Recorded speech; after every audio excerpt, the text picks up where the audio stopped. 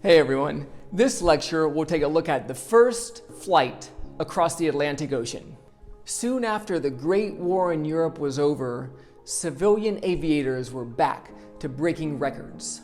The next record to be broken, a non-stop flight across the Atlantic Ocean. In 1919, two aviators from Great Britain, John Alcock and Arthur Brown, would attempt this daring plan. When you hear the word daring, it describes somebody who is bold, courageous, fearless in the face of danger. Alcock and Brown were indeed very daring to attempt this exciting and dangerous trip. They planned to take off from eastern Canada, fly through the night, and land in Galway, Ireland. But along the way, they had many airplane malfunctions. Just a couple hours into the flight, their electric generator failed. The word generator refers to a machine that creates energy.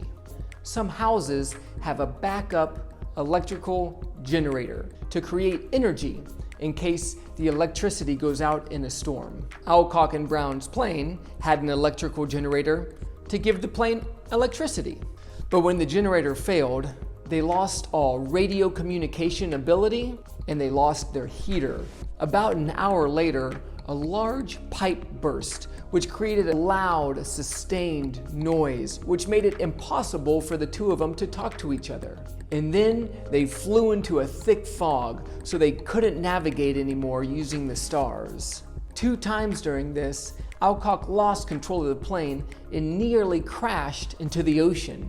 Around midnight, they finally came out of the fog. They could see the stars and tell that they were still on track. But then, just a couple hours later, they flew right into a storm. There was rain, there was ice, their heater didn't work, and it was freezing cold. There are stories that on multiple occasions, the wings in the engine were about to freeze over, and Arthur Brown actually crawled out onto the wings of the plane to wipe off all the ice so that it wouldn't crash.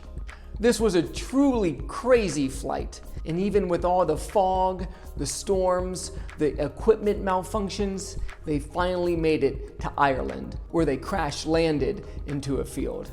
In doing so, they became the first pilots to successfully fly nonstop across the Atlantic Ocean.